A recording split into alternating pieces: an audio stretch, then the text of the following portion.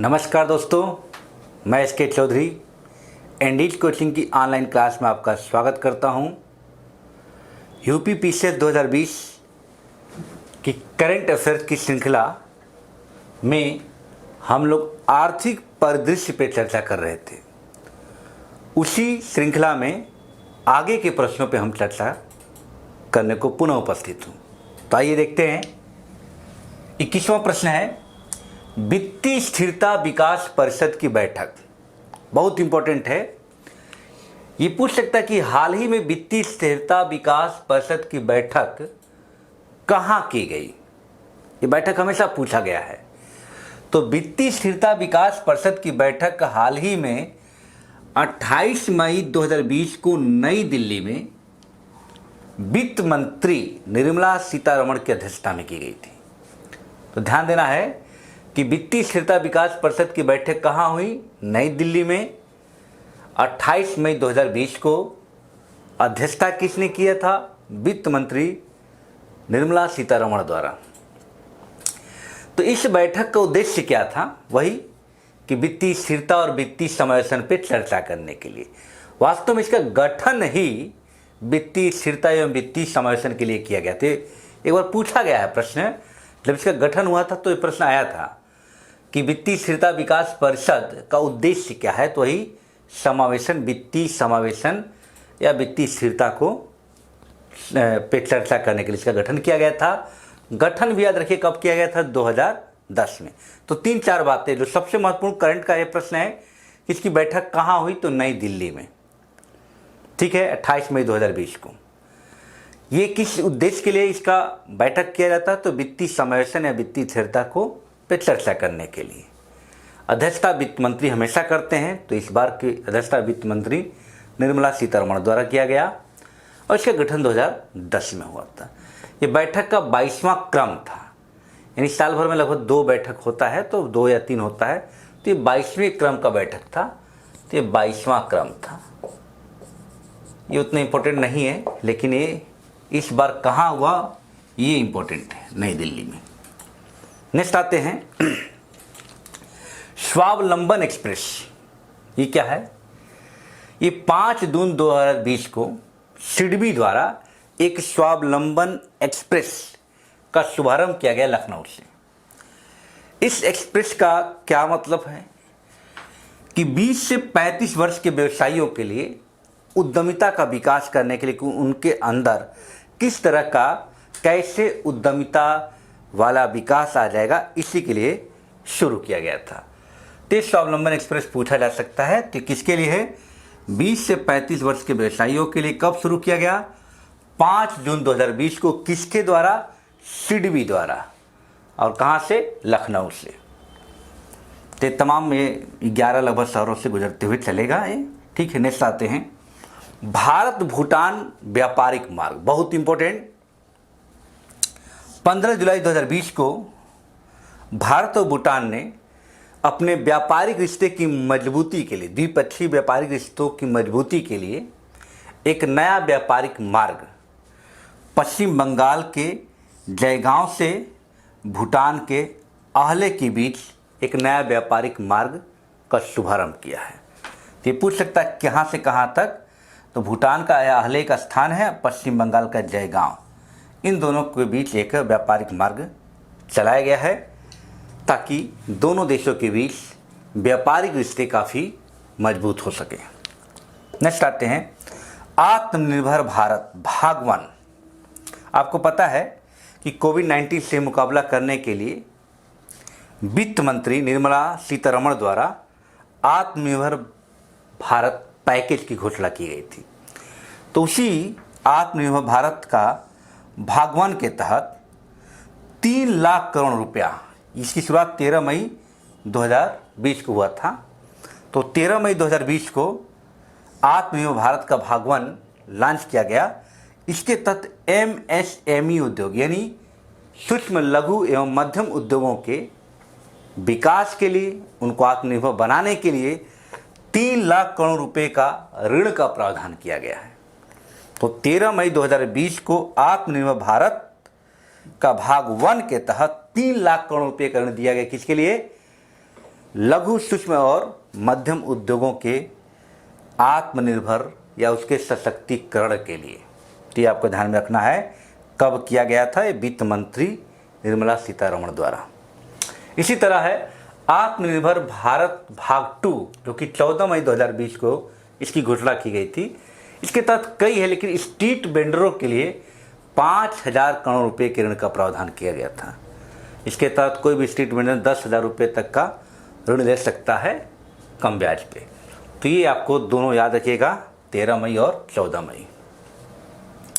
Next आते हैं प्रवीण कुतुम्बे। ये क्या है?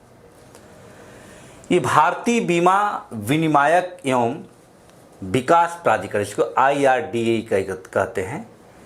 तो IRDAI द्वारा कॉर्पोरेट प्रशासन के दिशा निर्देशन के लिए एक गठित समिति के अध्यक्ष बनाए गए हैं। कौन? प्रवीण कुतुम्बे।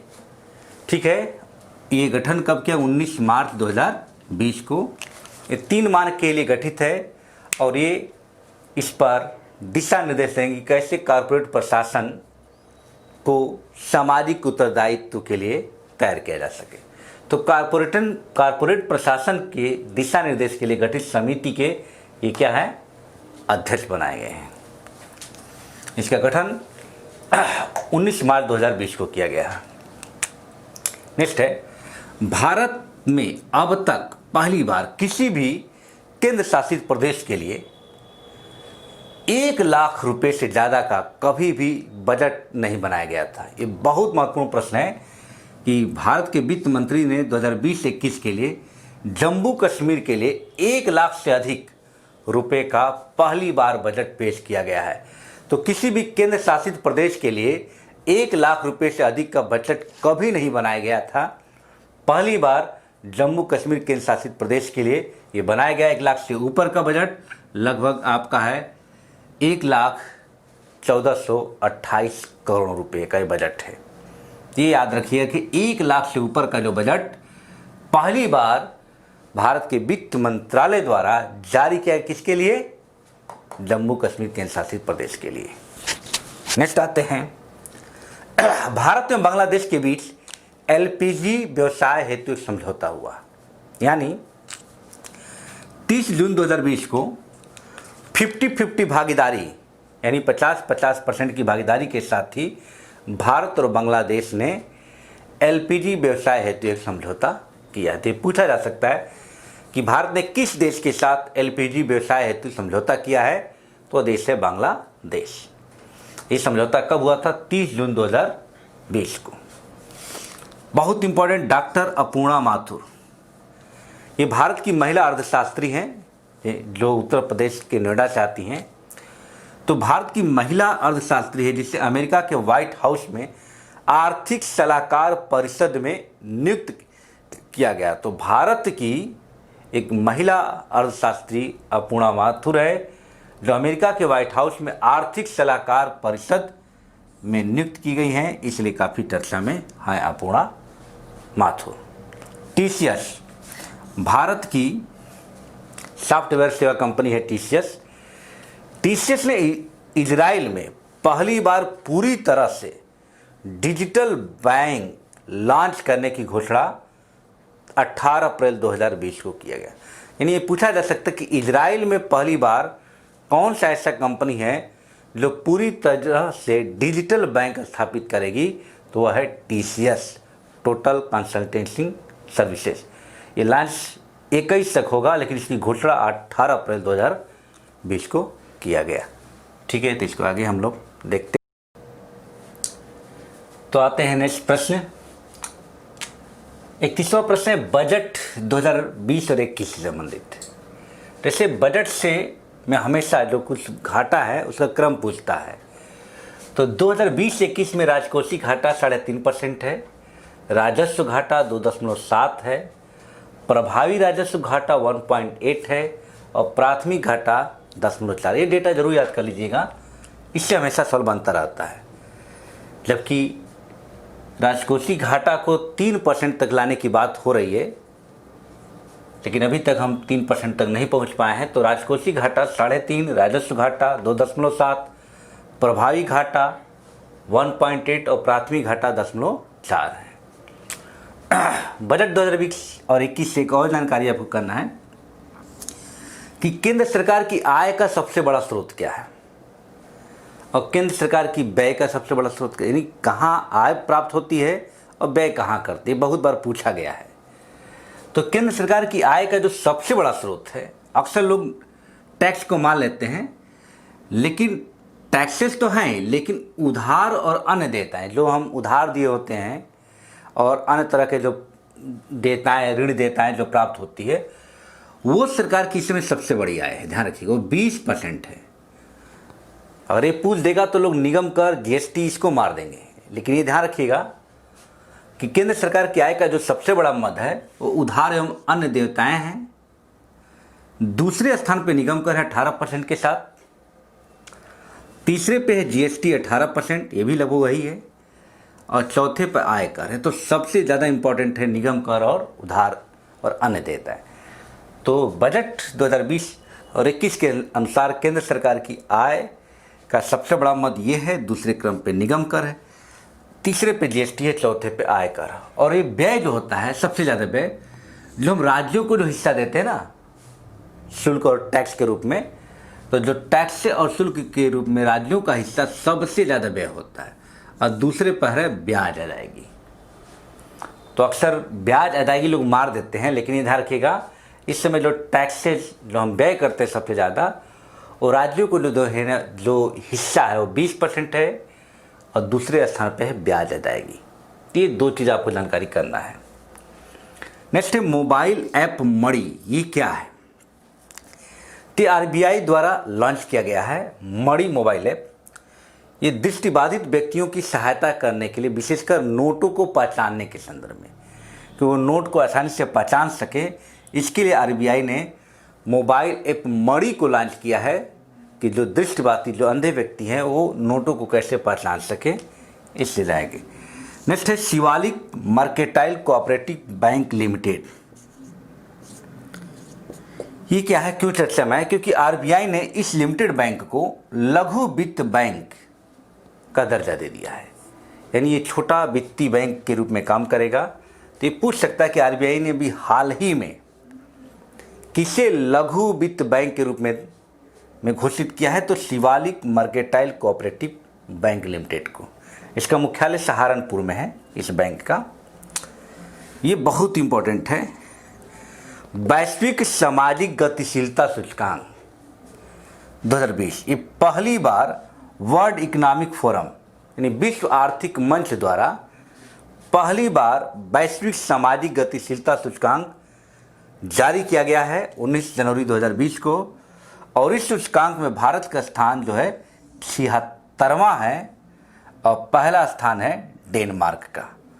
तो सामाजिक गतिशीलता सूचकांक पहली बार जारी किया गया, और वो भी जारी किया कि किसके द्वारा? विश्व आर्थिक मंच द्वारा जारी किया गया। और इस रिपोर्ट में जो आई है, इसमें पहला स्थान डेनमार्क का है, भारत 76वें स्थान के साथ है। नेक्स्ट आते हैं आई बॉक्स। ये क्या है? ये भारत निजी बैंक की कंपनी आईसीआईसी द्वारा अपने ग्राहकों के लिए लॉन्च किया गया है आई बॉक्स।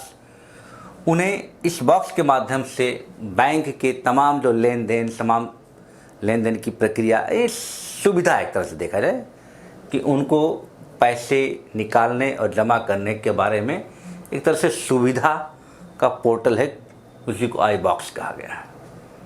इंफॉर्मेशन बॉक्स है। तो कौन लॉन्च किया है? आईसीआईसी बैंक द्वारा। इसकी स्थापना 1955 में किया गया था। अब आते हैं, हाँ, महाराष्ट्र राज्य के कृषि व्यवसाय एवं ग्रामीण परिवर्तन परियोजना के विकास के लिए भारत सरकार ने विश्व बैंक के साथ समझौता किया है।